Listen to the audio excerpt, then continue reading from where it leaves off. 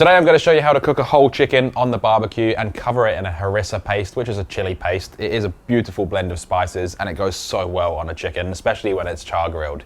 If you don't have a barbecue, you can do it in the oven, and I'll have details about that in the description.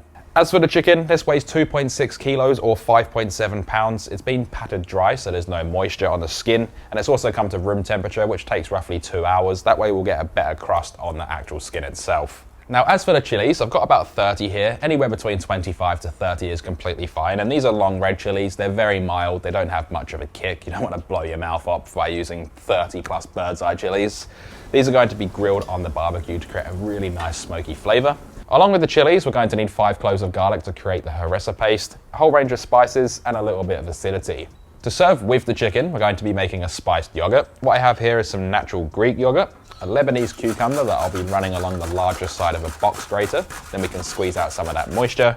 We're also going to need 1 lemon, we're going to need the juice of that, some coriander or cilantro that we will roughly chop, make sure there's no large leaves or stems, plus another couple of spices, as well as salt, pepper, and oil. Now the first thing we want to do is make our harissa paste, that way we can get it on the chicken and start marinating. We're going to add 25 long red chilies to a mixing bowl, drizzle over 1 tablespoon of olive oil, season up with salt and cracked black pepper. Then get in there with your hands and mix these around till the oil is completely coated. It's going to help create smoke, also helping them char, as well as create a nice smoky flavour within the chilies. With our barbecue on the highest setting, we're going to place all the chilies on there and grill these for about 8 to 10 minutes until you get those beautiful grill marks. They're lightly charred and of course softened. If you don't have a barbecue, don't worry, I'll have details in the description of how you can do this inside using your oven. Once that's done, place them into a mixing bowl, and what you'll notice is the skins are very, very soft. You should be able to peel them off, but we're not going to do it at this stage because we are going to wrap them in cling wrap, and this is going to create steam and help them soften up even more. And if you wanted to remove the skins, this is the easiest way to do it, but we're not going to do that for this recipe. Next on the agenda is the spiced yogurt. You saw me grate the cucumber in the beginning. What we're going to do here is just grate 1 whole Lebanese cucumber, drain off any liquid as you can, just squeeze it in your hand, wrap it in a towel to make it easier, then place it into a bowl. To the bowl, we're also going to add in 5 grams or 0.2 ounces of chopped coriander or cilantro. Just make sure there's no large leaves and stems. 1.5 cups of natural Greek yogurt. You can use labna or even hung yogurt here. 1 teaspoon or 3 grams of turmeric for color and a nice musky flavor. Half a teaspoon or 1.5 grams of ground cumin for that earthy flavor. Half a teaspoon or 1.5 grams of cayenne pepper for a little bit of heat. You don't have to add this if you don't want to. Then we're going to squeeze in the juice from half a lemon. Starting with half a lemon, you can always add more. And just make sure you squeeze it into your hand or use a citrus juicer just so we don't get any seeds in there. Then season it up with salt and cracked black pepper. I ended up using about 20 cracks of black pepper. With that all in, mix this around really well for those flavors to become friends. Make sure that turmeric's completely mixed in as well for that beautiful color.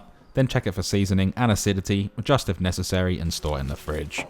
Alright, going back to the chilies, we can now unwrap these. I recommend using some gloves, it just makes it a little less messy. We're only going to pick off the stem here. Like I said, you can remove the skin if you wanted to, but I'm not going to do that for this recipe. It does make it a little bit smoother though if you do. And once you have that done, transfer them into a blender bowl.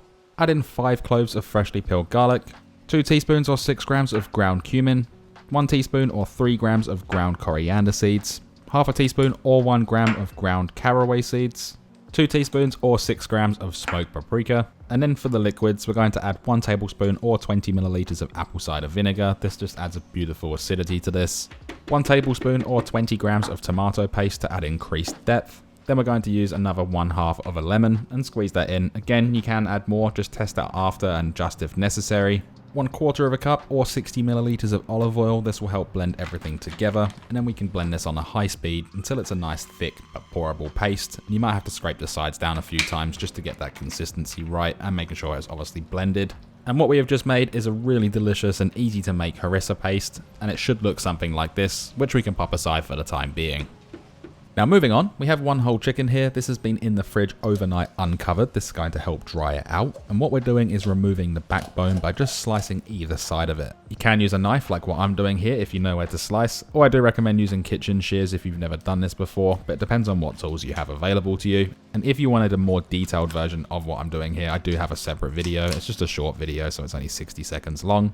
Anyway, once you've removed that backbone, you can save this for a stock, put it in the freezer for whenever you need it, then flip the chicken over so we got the breasts facing up towards us. We're going to push down right in between that breastplate and push down to crush. And what we've done here is created a butterfly chicken, also known as spatchcock, and this is going to cook a lot quicker compared to using a whole chicken. With that said and done, we're going to place this into a large roasting dish. This isn't going to be cooked in this is only for marinating, and also clean up your bench and everything that you've used and touched chicken with. Season up the chicken skin with a nice generous amount of salt. You don't have to go overboard, but I like to heavily season this because it will go into the chicken once we've allowed this to marinate.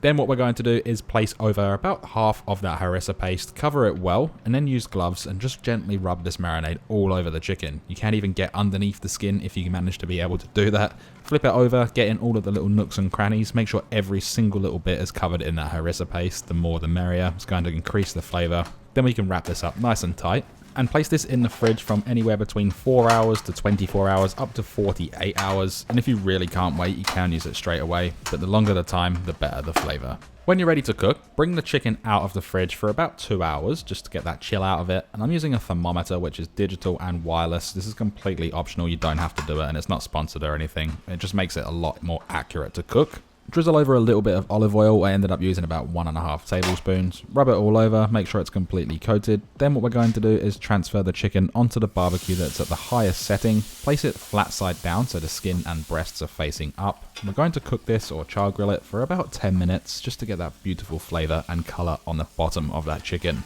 When it comes to flipping over, I do recommend using 2 sets of tongs just to make it easier. It is quite difficult sometimes and the chicken can break, so be gentle. And once it is flipped and you're happy with it, we're going to continue grilling for another 10 minutes to get that skin nice and charred. Then we can gently place it onto a baking tray. Don't have to cover it with anything. And we're going to place this skin side up or breast side, then brush over a little bit more of that marinade, covering it again. And we're going to leave it on the tray this time. Turn off one of the sides of your barbecue, then turn the barbecue down to medium on the 2 sides that are still on. And we're going to cover the lid of the barbecue and allow this to roast for about 40 minutes or until an internal temperature of 70 degrees Celsius or 158 degrees Fahrenheit.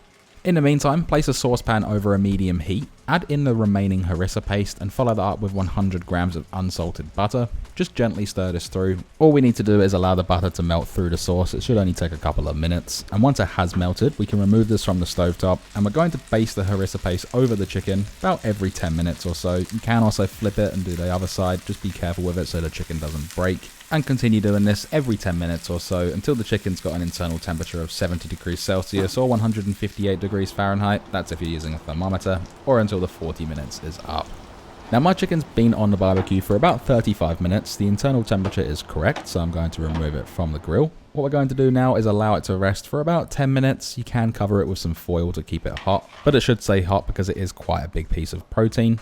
Let's then transfer it onto a chopping board. I'm using a cleaver for this. You want to use your sharpest, biggest knife. Go straight through that breastbone and slice straight in half all the way through. And depending on who you're serving this to, you can break it down into the breasts, the thighs, the drums, the wings, all of that type of stuff, depending on what you want to do with it. And as you can see, after resting, that chicken is perfectly cooked and nice and juicy.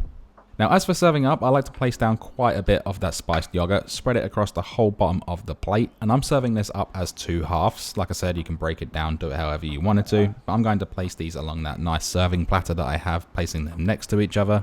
Pour over any of the resting juices that were on the tray that we cooked it on, also scraping off any of the harissa paste that might be stuck on there. Garnish it with some coriander or cilantro, leaving the stems on for better presentation. And I also grilled up some lemons. This is completely optional. You can do it with limes as well. And I just put these on the side, squeeze it over at the end. Like I said, it is completely optional. And if you want to know how to do it, simply just put them on the barbecue, grill them for about 2 minutes until they're charred, then remove them. Once everything's done, we have this stunning platter of harissa chicken. The flavors are incredible, it looks amazing, and I cannot wait for you to try it. If this doesn't make your mouth water, I don't know what will. It is really easy to make. It doesn't require many ingredients. It doesn't take that long. And seriously, just look at it. But there is only one thing left to do, and that is, of course, we can then dig in.